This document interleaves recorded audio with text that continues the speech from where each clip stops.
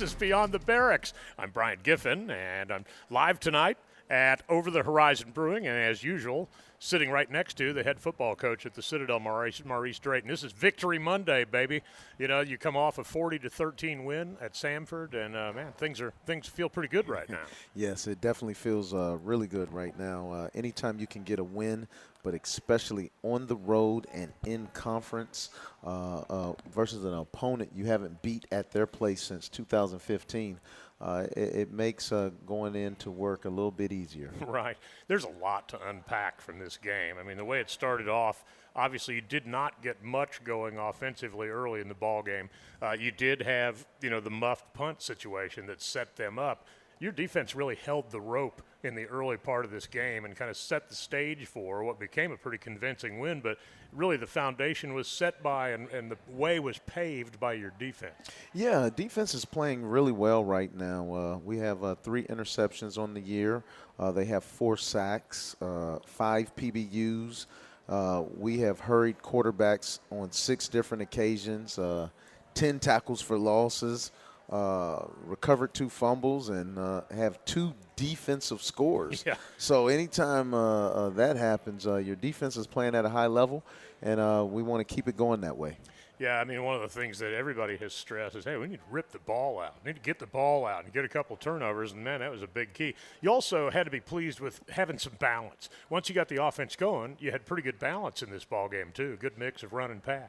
Yeah, absolutely. Offensively, very, very excited about how we handled the 2-minute drive before the half. A few of our coaches have asked, why do we practice 2 minutes so much? Well, that's why. Right. So we were able to get points out of that.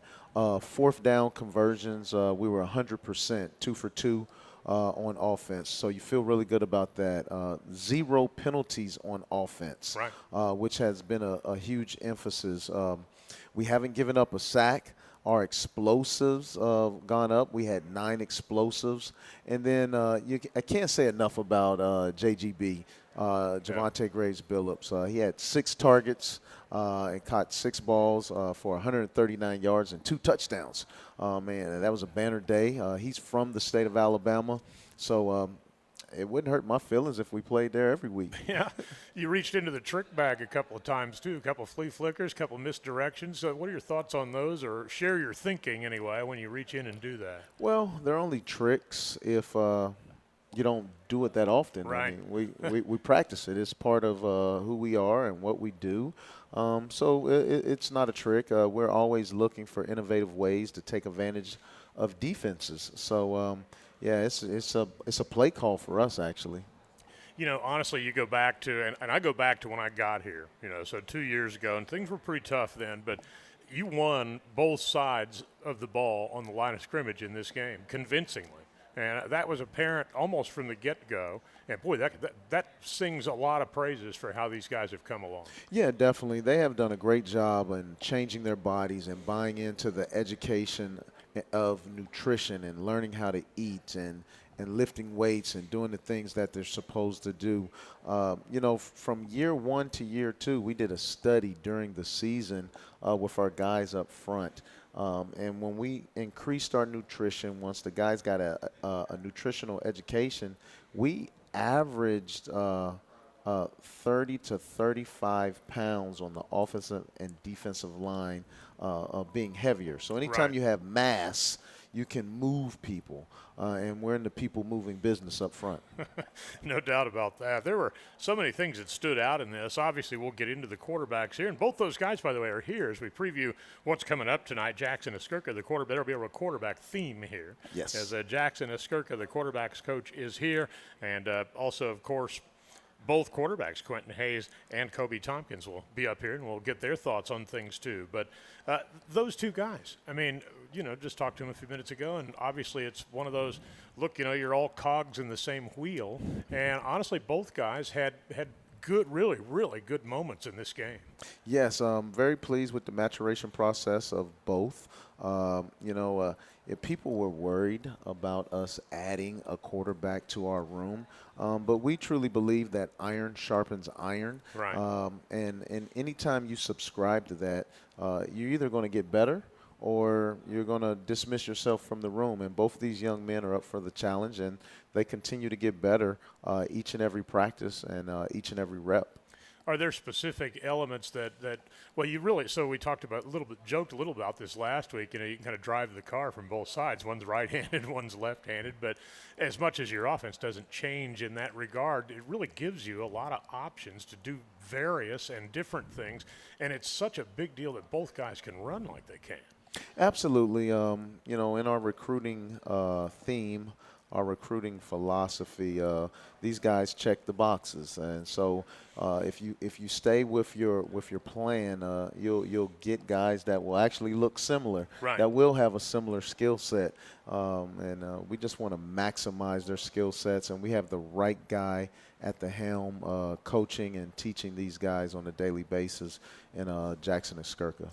We saw this when you look across the field and see North Dakota State, but from a culture and maturation element, there's a lot of benefits to guys coming and sticking around throughout, the old-fashioned way, sticking around throughout their career and growing together in their roles. It shows. Yeah, absolutely. The tighter we are, the better we're going to be. And we become tight through weathering storms together. We become tight from being around each other and being together. And these guys have had the opportunity to do that even in this short time frame. So we're just excited about where we can go and how far we can take this. I said it last week. I'm going to say it again. It is my wish, it is my want that the rest of the world gets to see what I see in our young men, because right. I see greatness, I see wins, I see future fathers, I see great brothers, I see educators, I see doctors, I see right. lawyers that happen to play this great That's game right. called football. And, I want the rest of the world to see that. I'm just very, very proud of our guys. Honestly, and by the way, I want to reset here. We are live tonight at Over the Horizon Brewing here at 2200 Harriet Street. We're right here next to I-26. It's real easy, right off Rutledge. Pop in here. We're here till 7 o'clock talking Citadel football. This is Beyond the Barracks. I'm Brian Giffin, and we're visiting with the head football coach at the Citadel, Maurice Drayton, as we unpack this game. When you look at your schedule and you go right from such a formidable opponent with North Dakota State to going on the road to a tough place and a conference game, bang, bang. How much did having, you talk about iron sharpening iron, how much did having that really tough first opponent kind of help set you up for the level of play you needed to take to Birmingham with you? Yeah, I think it helped us leading up, in preseason camp. When you have an opponent like we did in North Dakota State, people tend to lean into the conversation more. They tend to listen a little bit better. So I do believe that helped us as far as our growth goes and where we were when we played that game. And, of course, it carried over into game 2. Now, we still have a whole lot to do. All right. Well, it's conference play, though, and you've got one in the books already, and obviously a road one, which adds that much more importance to it. And, we'll turn the page on this one after we unpack a couple more things, but just the level of buy-in, and I think a lot of this goes to what I was talking about a couple of minutes ago, where culturally these guys develop, and that buy-in really develops and becomes stronger and stronger over the years, does it not? Yeah, it definitely does, and that's part of what the Citadel is about, too. We live a different lifestyle as well, as you know. But just forging through adversity together draws human beings closer. And so through this win, because we left a lot of meat on the bone, right. I am I'm the rainmaker, right? I'm the storm maker right now. There is some meat still on the bone. Special teams wise, we're not excited and we're not satisfied that we're averaging 45.6 yards. Our coverage units, when we showed the film, we left yardage out there where we should have had the ball carrier on the ground sooner. Defensively, we gave up 2 passing touchdowns, and that's never good when you're when people see you as a defensive coach. Our red zone scoring chances of our opponent is 73%. That has to decrease drastically. Right. Fourth down conversions for our opponents at 60%. We need to cut that way down as well. And then offensively, our red zone drives. When we get in the red zone, we have to get 7 points. 6 points, 7 if you count the PAT, right. or 2 points, 8 points if you go for 2. We got to take care of the ball. We had the ball on the ground 2 times. Now, it was just by the grace of the football angels that we were able to recover it. I mean, Right. Otherwise, we're sitting here and we're talking about something else. Right. We have to improve on third down as well. Week 1, we were 2 of 13 on third down. This week, we're 4 of 13. So we have to continue to get better there. So I'm not letting our guys get fat. I told the story earlier that we got to take all the meat off the bone. And so my father, when we moved from West Virginia to Ohio, he bought us a family dog. And he was a good old-fashioned mutt. He wasn't one of these blue bloods. He was a mutt. He was half Rottweiler, half German Shepherd.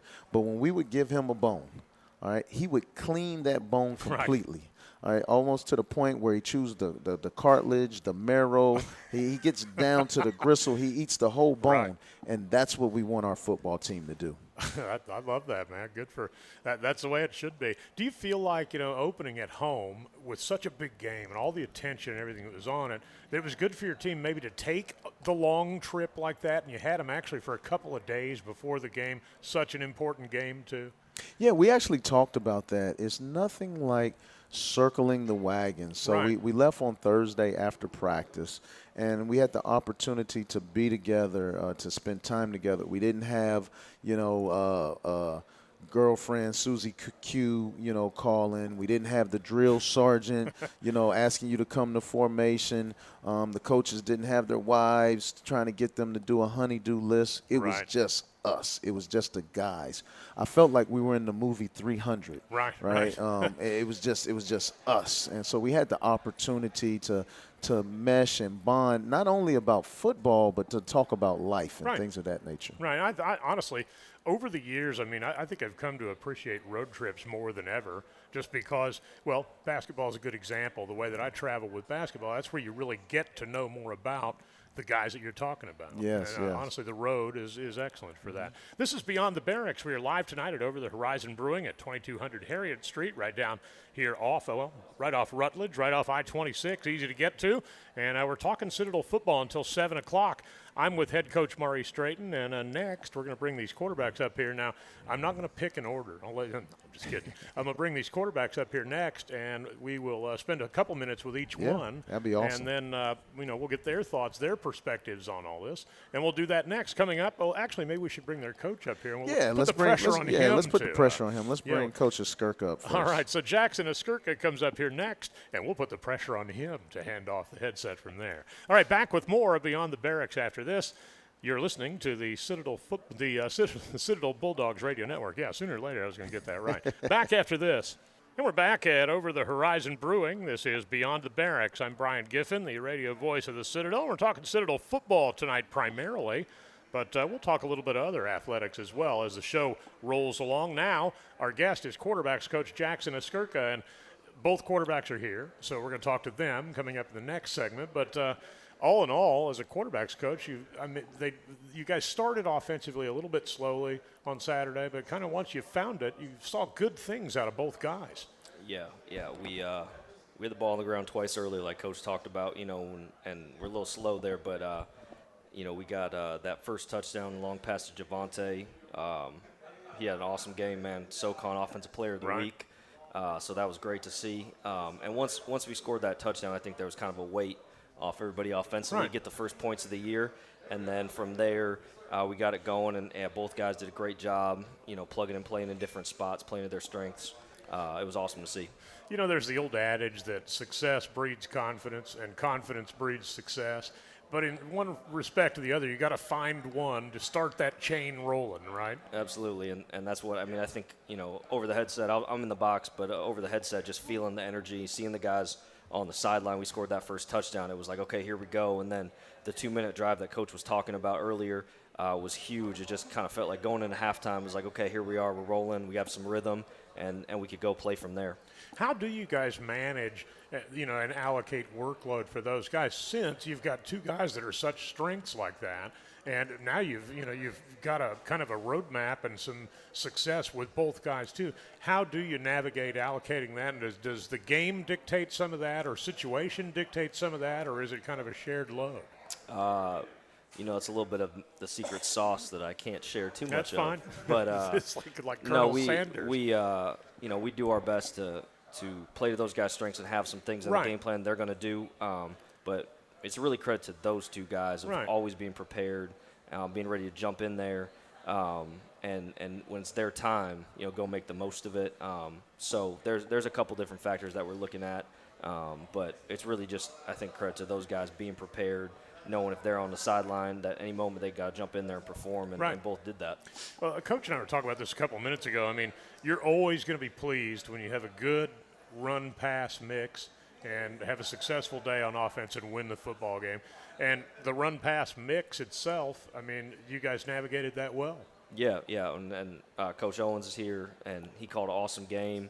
There were certain things they were doing defensively that really mandated we had to throw the ball at times, and we did that really effectively and efficiently, which was really, really good to see. And we're able to really run the ball at the end of the game, too, to ice it. And Q came in there, did a nice job on a couple long runs and a touchdown run there at the end of the game to really put it away.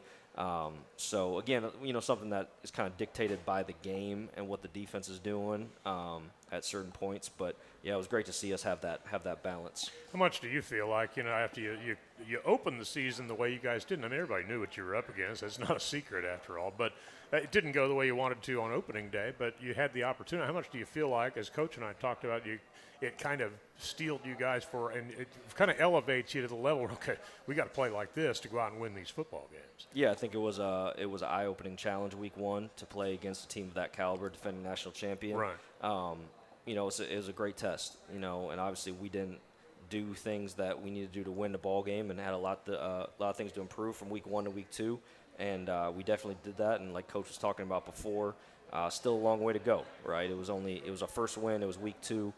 We still have 10 more weeks of the season, so can't get too high. Couldn't get too low after the first week, right? And now can't get too high off the second week, and just got to be steady and continue to improve. Can you talk a little bit about both these guys in terms of the strengths? These are very similar players in a lot of respects, other than right and left-handed. But can you talk a little bit about what each guy adds to the mix and what makes them special? Yeah, I think starting with Kobe, really cool customer, does a nice job, both running and throwing, obviously, and pretty cerebral back there. Quentin, really, like the same attributes apply to him as well. I mean, he's tough. Both guys are really tough. Runs the ball really hard. Can really throw it down the field. There's a lot they have in common, and they have their own personalities, or different people, and bring different things to the table that way.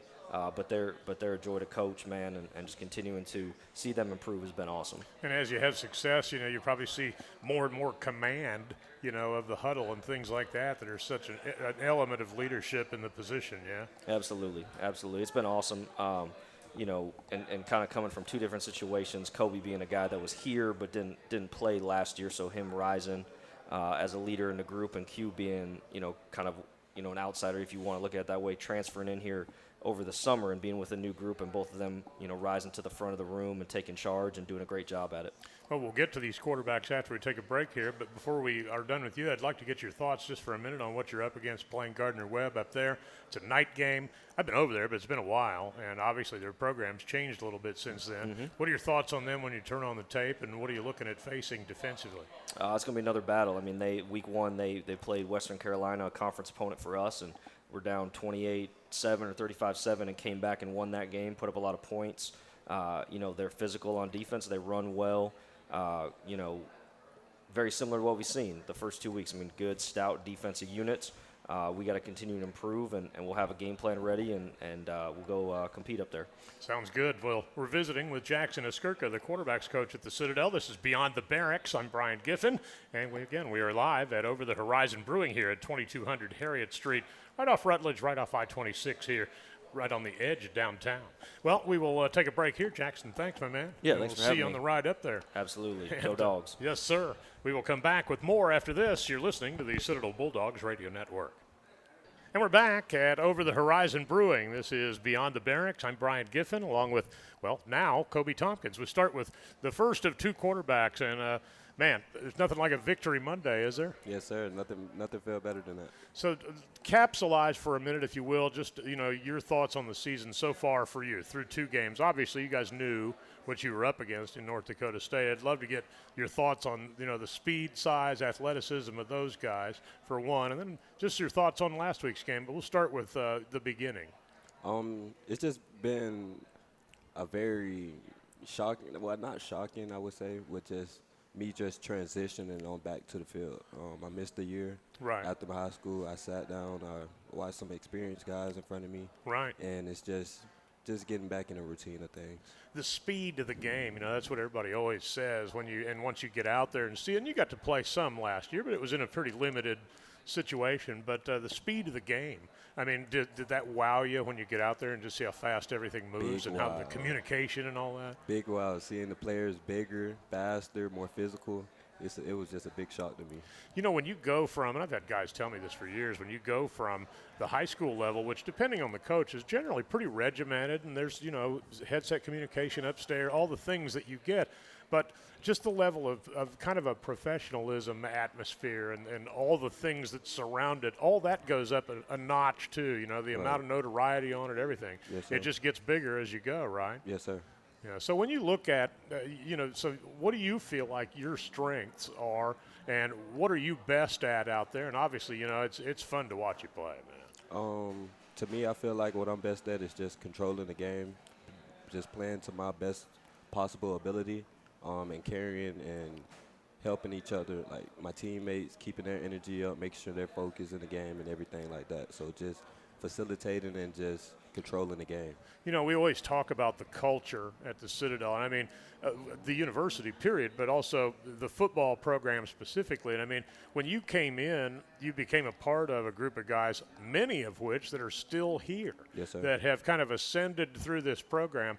And talk a little bit about that culture and kind of assimilating to it yourself, and how it drives you every day. And obviously, being a cadet and a football player is a lot Right. more than just being a college student. Yes, sir. Just like anybody else who's in the Corps, we all have our ups and downs. And Right, you're in things like that. fatigues, by the way. It's Yes, radio. sir. I know you guys can't see it, but trust me, he's in fatigues here, man. But yes, sir. We all go through the same thing. We have our ups and downs, but the biggest thing is just remembering our motivations, our why. And I feel like for the team, that's what pushes each other, for all of us, to make each other better and great, because we understand that schools have better circumstances than we have, Right. and that we have to do a little bit more. So we hold that to the standard, and we all try to keep accountability for that. You always hear everybody talk about mental toughness, and it seems to me like when you go through the cadet program and you go through all of that, you're building mental toughness, Yes, not sir. just on the football field, but basically 24/7, because you're living Yes, sir. mental toughness, and you have to. Yes, sir. The discipline, just in the barracks, having the curfew, having that the grooming standards, those type of things. They also transition onto the field too. Right. And I mean, that kind of discipline can only serve you well. And I think as you ascend through the ranks as a football player, that kind of discipline speaks volumes for, well, you guys have really, I want to knock on wood here, but you guys have really been disciplined on the field too. Yes, and not sir. a lot of penalties or anything like that. And that's pretty good through two games. Yes, sir. So we just been trying to hold that standard, even in practice. We try to eliminate most of our mistakes, even though practice is for mistakes, but we Right. try our best to eliminate those mistakes. So you look back to last year and where you were, you've kind of mostly watched in an up-close role. What do you feel like you learned that prepared you to, play as much as you're playing so far this year? Just to control the game and be a part of the moment. Last year we had a very experienced quarterback, JB. Right. And I took a lot of things from him, just like his progression, Yeah. how he deal with certain parts of the game when we down or when we up. How do he control his emotions, all those type of things. That's awesome, man. I mean, he's one of those, he not only had a good year on the field, but he left a nice impact on people around him, too, and it's great Right. to hear that. Kobe, appreciate it, man. Yes, Look sir. forward to seeing you on the field at Gardner-Webb. Now, I'm going to have you do a handoff, but instead of a football, you're going to hand off a headset Yes, sir. to your teammate. We'll bring Quentin Hayes up here, and we'll continue to talk quarterbacking with him. Yes, Kobe sir. Tompkins, thanks a bunch, man. Thank you again. Yeah, and Kobe will set that down, and we'll bring Quentin Hayes up here, and we'll talk with him also, as he's been instrumental for the Dogs here early in the season also. The Dogs at 1-1 now will travel this weekend to take on Gardner-Webb.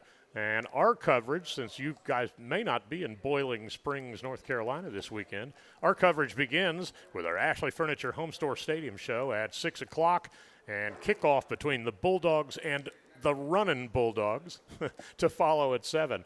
And our guest now is Quentin Hayes, who the other quarterback, man. Look, it's first of all, welcome to Charleston. Yes, sir. And I just kind of joked with you when you got here today. I was like, man, you went right from one military school to the other. Yeah, it was.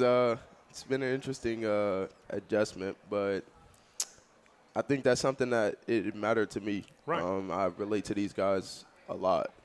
Even not being in a uniform anymore, I think I truly understand what they feel, the emotions they feel on a day in, day out basis. And you probably have a pretty good grasp of the kind of culture, that it takes to succeed as both a cadet and, a football player. And that's a unique situation to have both of those working. Oh, for sure, for sure. I think a lot of people don't have that perspective, I say, on what it really is between being an athlete and being a cadet. So it definitely helps, and it makes sense to me, and I understand where they come from a lot. So what are your thoughts on Charleston? Obviously, the Air Force Academy is a long way from here. What are your thoughts on Charleston, and what was it that kind of drew you to come to the Citadel?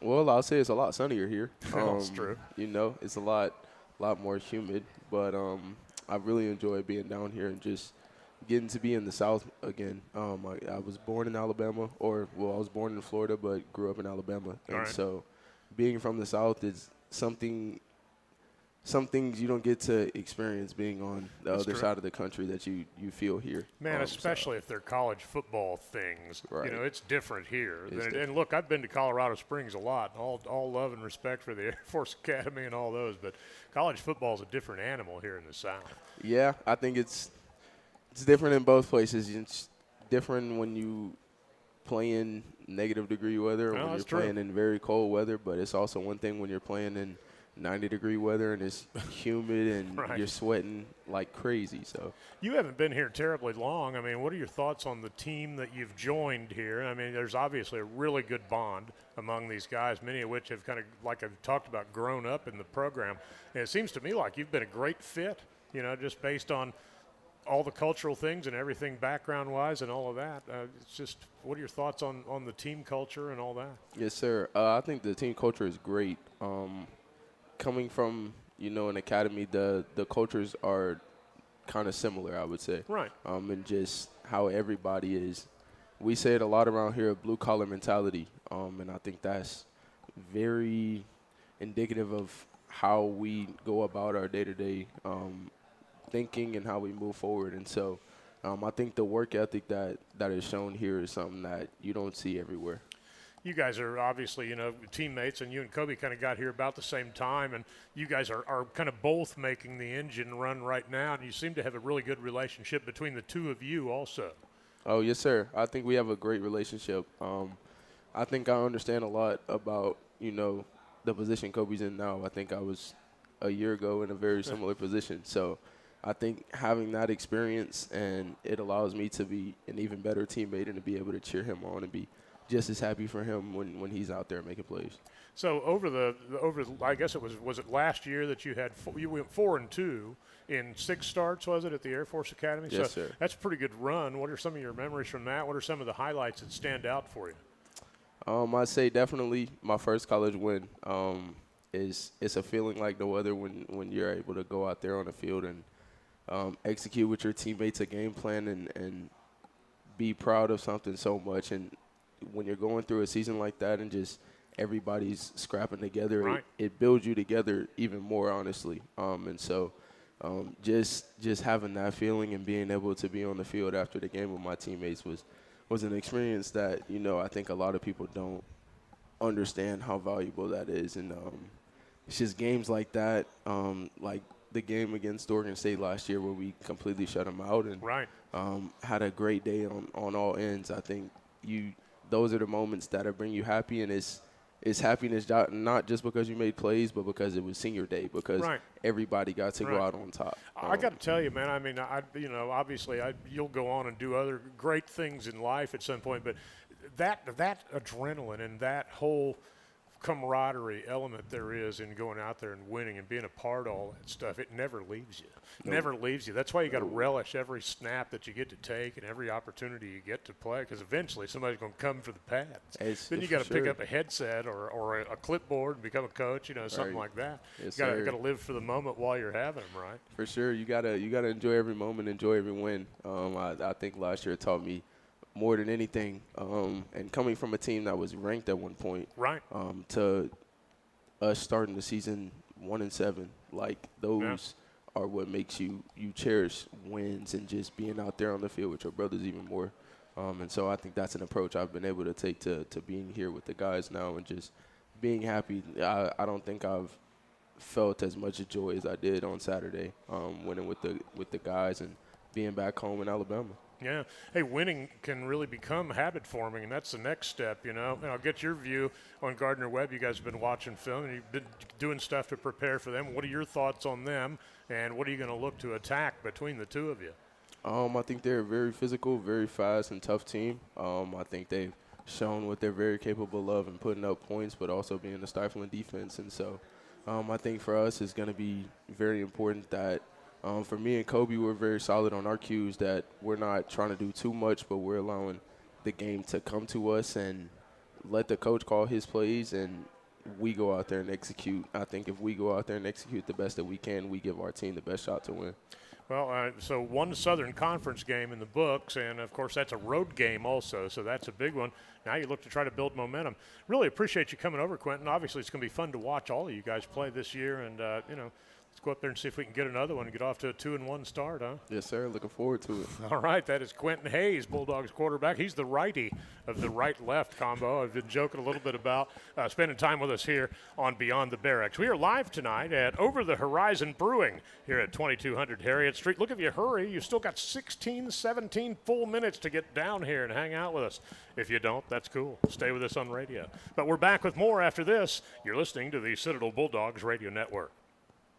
And we're back on Beyond the Barracks. I'm Brian Giffin, and we're now joined by Kieran Traquair, who is the soccer coach at the Citadel. Now, we'll change directions a little bit here, and we'll talk the other football. Absolutely. And you got a great accent, for one, so let's talk a little bit about your background. Originally from Scotland. Been at the Citadel for 10 seasons, or into my decade season now, and got here from Anderson University. Yeah. So I was at Anderson for a couple of years. Went from the upstate to the low country, and then I guess this is home. Yeah, well, you picked a good place to call home. Absolutely. Obviously a great school to call home. We always talk with coaches in the other programs about, when you come to the Citadel, you're not just a student athlete. You're a cadet athlete. Yes. And there's a big difference. Absolutely. And probably the biggest question I get asked over the years is, it must be really challenging to recruit to the Citadel, but when we've done it long enough, you start to learn what kids succeed here, right, and what attributes they're going to need to succeed. Well, there's an element, I think, and we've talked with other coaches about. There's an element of discipline that really applies, and there's an element of like a cultural element of mental toughness and all those things that go into being a cadet that also would translate to being a really good player from the mental perspective as well. 100%. I think where we're very fortunate is the culture of women's soccer across the youth landscape is one where it's very common to be very academically driven, very disciplined in your preparation. So there's a lot of good candidates out there that would fit our institution and fit our program. It's obviously our job to make sure that we get ones they know that when they get here, they'll survive. Right. They'll graduate, and then they'll help our program improve. And I think this year's group, we've done a pretty good job. Big freshman class. Already some of them making an impact, but moreover, I just feel this group belongs. They belong Right. at the Citadel, and this is their home, and this is where they should have been in the first place.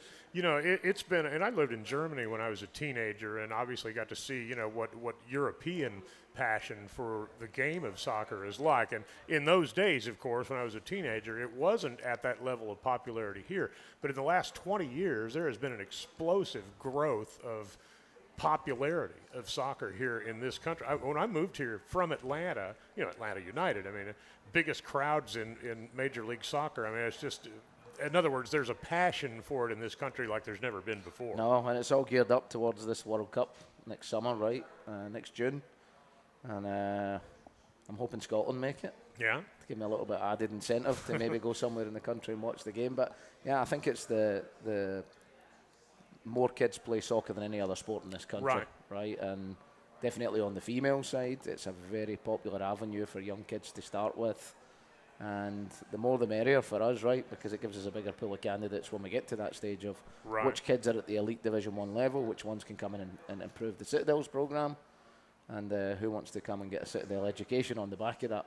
Right. Let's talk a little bit about your team this year. I mean, what do you see as strengths? What are the areas you feel like you guys need to improve in? Just give us a kind of a synopsis of your team this year. I think overall I would say it's balanced. Probably the key word I would take from looking at my team, mostly because we have impact already from freshmen. We've got some good leadership from a small group of seniors. Right. Our transfer portal kids, our graduate students, have made a phenomenal impact already, and just it feels like a balanced group. Sometimes you can be top heavy on one side, right? Potentially could be too young, but we've got down the spine of our team some very young kids making a big impression already. So I would say overall, based on what we've done to this point in the season, we're 2-2-1, I believe. We had a no contest against Vermont at the weekend, but we were winning. We only needed 15 more minutes to get that result. Right. The programme's in a good place, and there's not been a game yet of all 5 games or 6 games we've played where I felt the other team was just better than us. Right, We've been good enough, so we're there, we're competitive. We've got a week left before conference play starts, so we end this week with Charleston Southern on the road on Thursday, and then senior day against Bob Jones on Saturday, and then we open up with ETSU the following week. I got to tell you, and I've not gotten a chance to spend that much time watching soccer in the SoCon, but every sport that I do see, it is a fiercely competitive conference. It really is. I mean, all those games are like little wars within themselves. Yeah, small margins for sure. And I think when you get to the SoCon play, like most sports where there's a lot of parity across the board, it's really about being healthy, right? And making sure that you've got close to what you started the season with. And we've got a few injuries starting to creep in now, so we're going to have to manage them this week. But I would very much like to start SoCon play against ETSU with a full deck of cards, and from there give ourselves the best chance of being successful. Well, I certainly appreciate you coming up, and we appreciate you coming up and hanging out with us tonight on Beyond the Barracks. We always love to get as many coaches from other programs within the department as possible. That's kind of the whole idea. I appreciate you coming up and hanging out with us. Yeah. Appreciate your time. So now, when is your next home match, and how can people get tickets or info? They're free, right? Yeah, they're free. Senior day on Saturday. Okay. So this Saturday, when football's at Gardner-Webb on the road, we'll be at home against Bob Jones at 1 p.m.